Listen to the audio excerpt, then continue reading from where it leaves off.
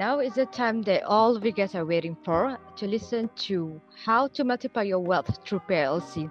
Some of you guys might wondering what is PILC, right? To walk you through and to brief you on all the stages in PILC and what is the track records behind this proven market.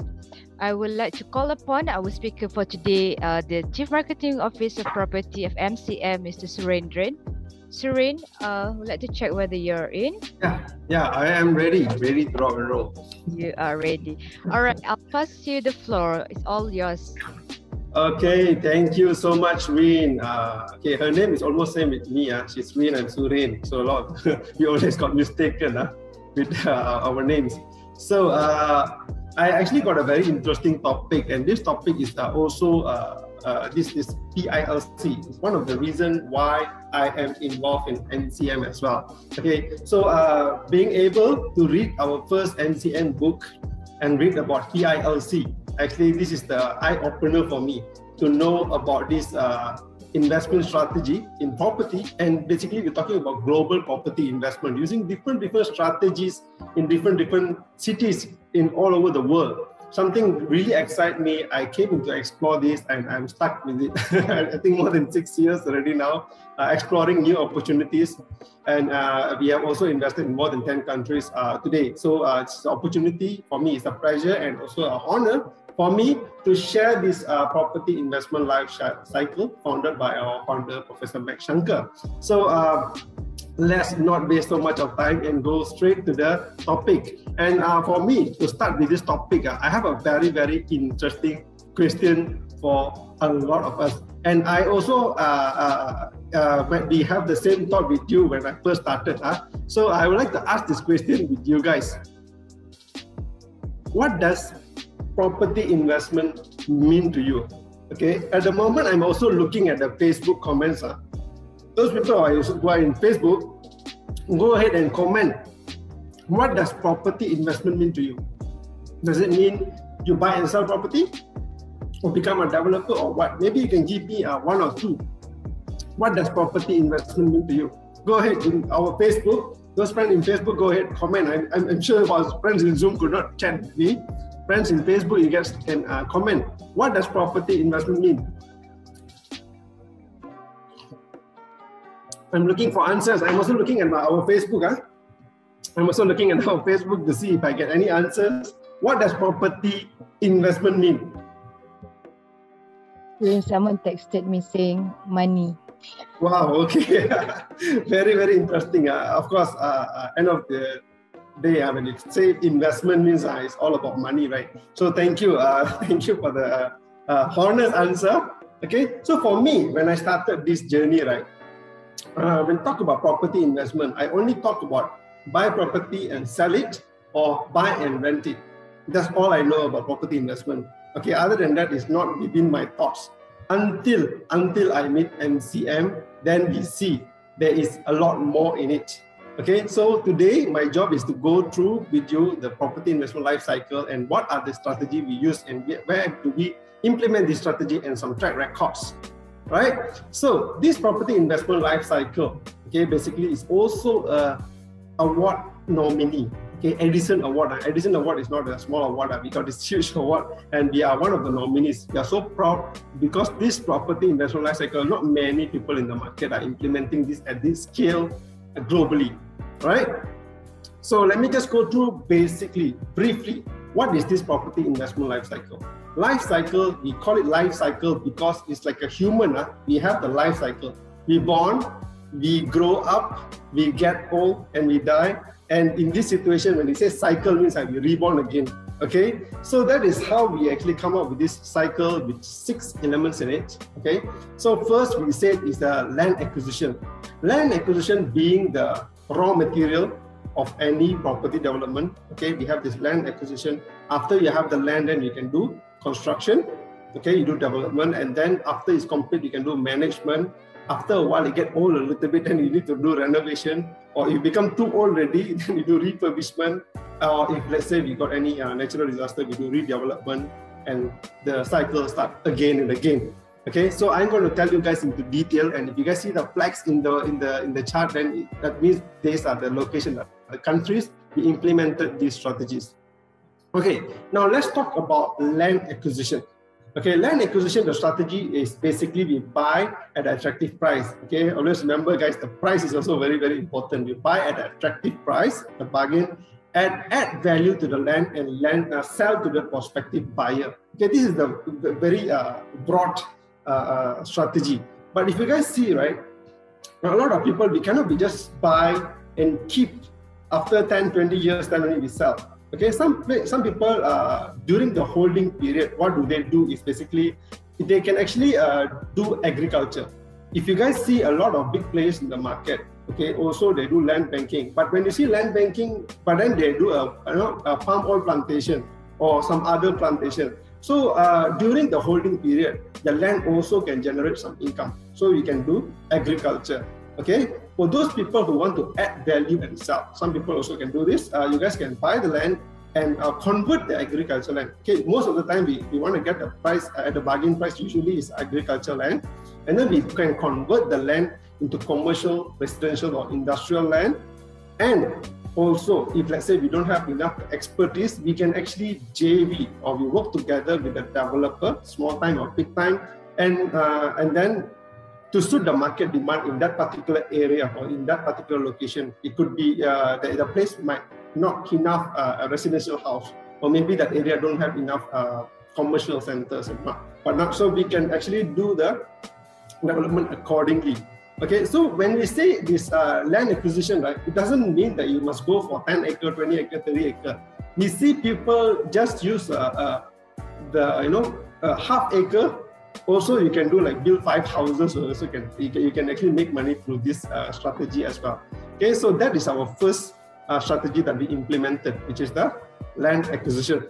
Okay, so where did MCM implement this? Okay, you can see the flag says Hong Kong, right? So we actually managed to get into Hong Kong, and then why we choose Hong Kong? Okay, we also have to ask why. Because Hong Kong is a land with a very a country with a very scarce land. Okay, there's not much land that you can do development. Okay, and we also here in Hong Kong there are micro apartment. Okay, micro apartment means their whole house, their whole apartments. In Malaysia, our flat is 600 square feet. We are complaining already, but these guys in Hong Kong, some of them are living in a 100 square feet micro apartment. Okay, this 100 square feet, there is the place where you go toilet, that is where you cook, that is where you sleep, that's where you do your stuff and all. So which is very, very small. It's so limited, the lands are so limited, and we manage, so this kind of location, the land have a very high value and it appreciate very fast. Okay, and then also we know Hong Kong, they have a very strong economy. Okay, basically they're very strong in logistics and also financial services industry. Okay, and another reason why we went into Hong Kong is because the inflow of populations also very, very strong. Even though they're small countries, we got a lot of people that from China also go to Hong Kong. Okay, that's why. Okay, so we can see, we already see the first strategy, which is the land acquisition. Right, so now we go to the next one, the second one, which is the construction and property development. Okay, now you have the land already, you want to do development. So the strategy is basically to JV or develop the land to suit the market demand and property at the location. So basically we are doing building. Okay, so property investment, not necessarily buy and sell only. We also can work with the developer. We might not be able to do the development, but we can work with the developer. So a few things to take note in this construction or property development segment is, you guys can see there is a lot of capital involvement, and also you need a very strong expertise in this step. Okay, the stage number 2.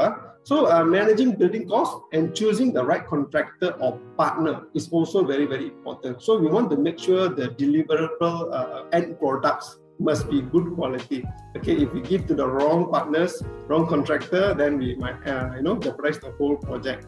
Okay, and then we also must know the type of property to suit the potential buyers. Okay, as I mentioned just now, it could be residential, could be commercial. Okay, and then the last one is marketing strategy to sell the properties to realize the profit the soonest. Okay, also we need, sometimes we might have a good design or have a very good property, but we might not have the right marketing partner to sell the property as fast as possible. So this is also very, very important in property development. Okay, so one of MCM construction or development track record basically in Malaysia. So we know Malaysia is very near. We can just go by driving. So the demand basically we focus in the Greater Kuala Lumpur. Okay, so we know it's a known territory. Okay, it's easier for us to do the due diligence. It's easier for us to know where are the future infrastructures are coming. Okay, what is the future plan? What are the new development going to come in? It's easier for us to access. And then Malaysia, we also know, right? We have one of the best, I would say, one of the best financing options compared to a lot of countries. Okay.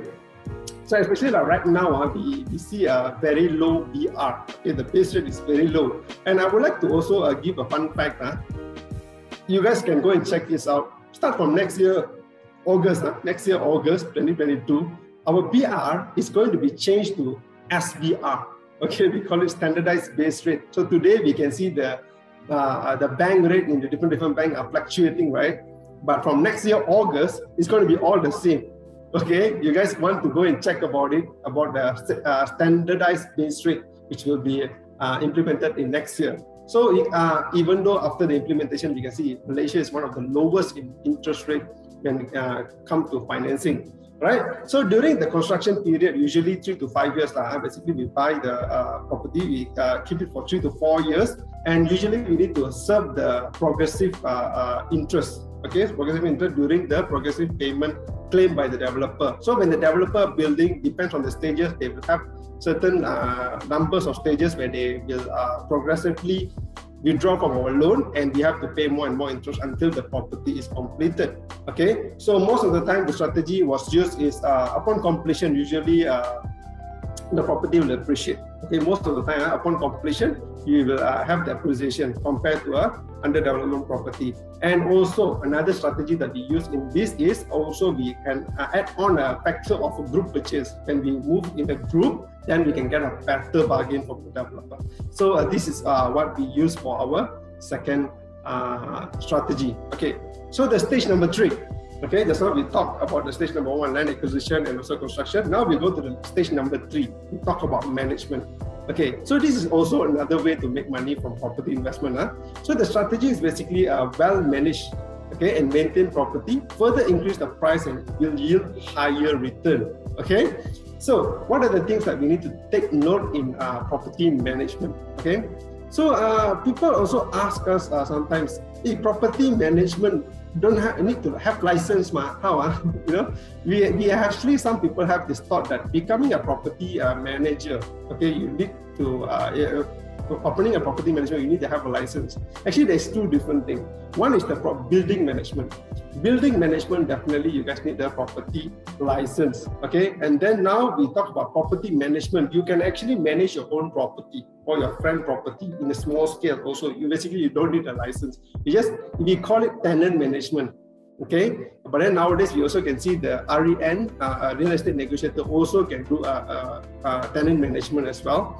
Okay, so the good thing that we need to do is basically to give the tenant a good experience and a very comfortable place, and also prepare the property in a good condition suitable to our market. Okay, so that is the most important thing. So we have to decide the best strategy to rent the property to the right target market. So who are our targeted tenants?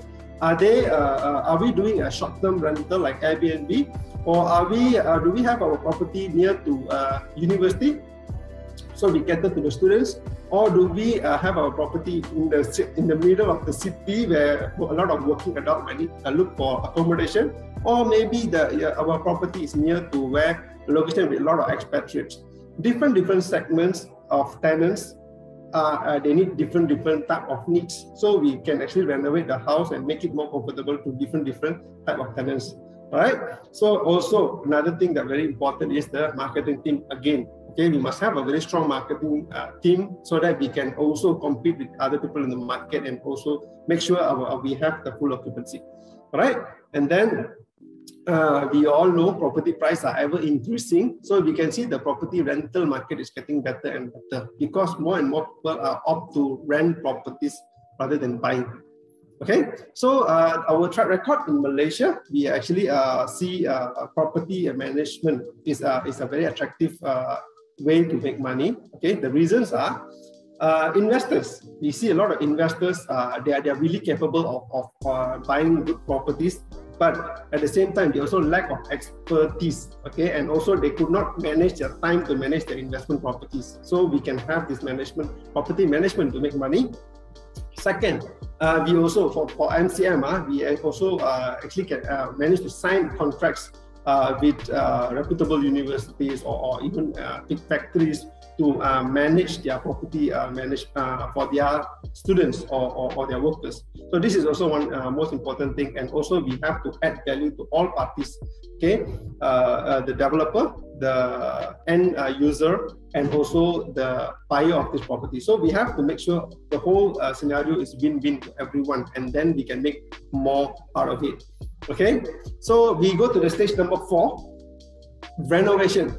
Okay, renovation is where just like human, as we go old, we need to have a little bit of makeup. We must make ourselves look more beautiful, right? So the strategy here is basically buy a rundown property, improve the aesthetic value and functionality of the property, and sell to the prospective buyer.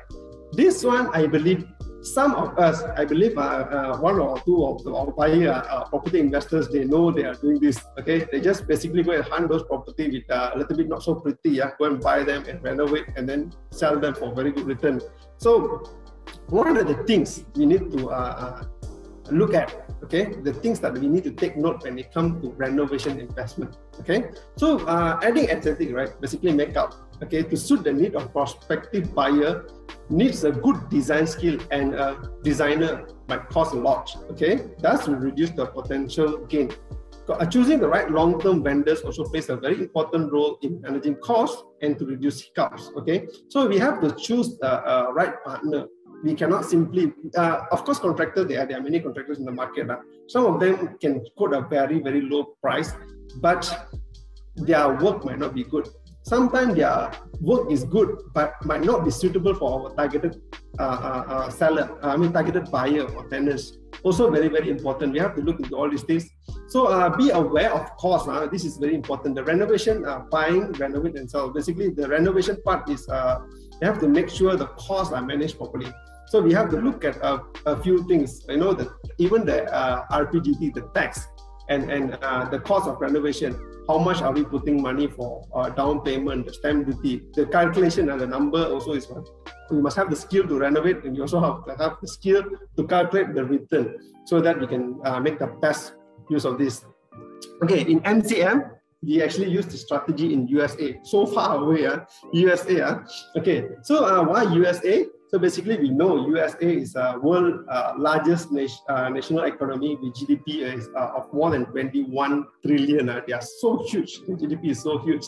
Okay, but during 2007, okay, in housing area in Detroit, especially, they have the severe recession and housing recovery was happening after 2014. Okay, we managed to go in at the right time, look for houses in a very bargain price, and we renovate and make the property look more appealing, and then we sell and make huge profit in a very short time.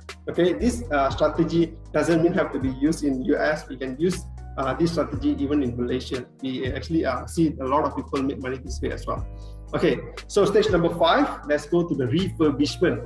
Okay, what are the difference between this refurbishment and also renovation? Refurbishment means is the damage is too big already. Basically, we are talking about historical or non-occupiable building. To do a total makeover, sometimes even the whole function of the building will be changed to improve the aesthetic value and functionality of the property and sell to the prospective buyer. Okay, refurbishment, right? If you guys want to know, they actually need more complicated job compared to renovation, because they might even need to do a structure changes in the building. Okay, but but of course the aesthetic of the building still remain, because if you guys see in Ipoh, in Penang, you guys see some of this historical building, right? The external is still as nice. But inside, from commercial now become a cafe, or they even make the hotel, which is very beautiful. They still remain the external beauty, but but inside they change the functionality. Okay, And then to do all these things, of course, we need to study the area as well. Like in Malacca, you guys can see this is tourist attraction. Okay. And in Ipoh, you guys can see they even do banks inside the historical building. Okay, so we have to know to study the needs of the market as well. So for refurbishment, we actually apply this strategy in Germany. Okay, in Germany, why? Because in Germany, 1%, if 100 building, 1% of all the building, okay, is listed building. We call it heritage building or listed building. This means it's very old, it cannot be used anymore. 1 out of 100 of this is a lot, right? So the government basically gives a tax incentive for German people to buy, and for their renovation cost, they can claim on tax, which is a very good tax incentive method that time in Germany. So we saw this opportunity and we went in. Okay, so we actually make a lot of many projects. I think it's almost 30 projects in Germany. We actually participated and you know get benefited of all this refurbishment strategy. Okay, so now we go to the last stage in our property investment life cycle, which is the redevelopment. Okay, so what is redevelopment means is rebuilding a property affected by natural disaster, okay, or fire, and sell or rent to a prospective buyer. Okay, so redevelopment means is much more bigger damage compared to our refurbishment, right? So redevelopment might need tearing down the whole property. Sometimes the building, because of natural disaster, it cannot be used anymore. You need to tear down the whole thing, okay, and build a new property at the land to suit the current market needs. Of course, we need to do a lot of studies, need to be done to know if the location is still fit the building, fit to build. Okay, of course, after when you talk about earthquake, you don't know whether the land is still built or not, right? So we need to do a lot of studies to study the land, whether it's still suitable to build or not. And also, you need to study the market, whether they still have the demand for the property. Okay, and extra safety precaution need to be taken to avoid damage from similar natural disaster in future. Okay, like earthquake, flood. You must, the next time you build a property, we have to make sure they have all the earthquake resistant, okay, anti-flood, you have to build the property high, you know, so you have to know all these things as well. And where do we implement this? It's basically in New Zealand. Okay, we implement this in New Zealand because in Christchurch, okay, there was, in 2010 to 2012, there was earthquake, okay, in the city, and the government actually put in so much of money, okay, so much of money they put into rebuilding the whole city. And then we found an opportunity to go into the residential segment. Okay, so we managed to go in and redevelop some of this residential building, and we managed to get a buyer very quickly because people there are ready with cash to buy properties there because they lost their houses and they're looking for a new house. And then we managed to build a few motel, townhouses, apartments, and so on to sell back to the New Zealand people. So these are the strategy. So these strategies, right, might not be able to be used in all the places. Some places you can use strategy number 1, some places you can use strategy number 2, strategy number 3, and so on. So a lot of due diligence still need to be done to be able to do this. Okay, so before I end this, I wanted to give a few important factors, okay, to take note before deciding to implement this strategy. Okay, so one most important one, this is the mantra, right? In property investment, the first mantra we always say is location, location, location. Location have to be right. Doesn't mean the location have to be the most developed location. We must be able to identify whether the area got demands or not, or the need for this kind of property or not. Okay, so number 2, demand and supply.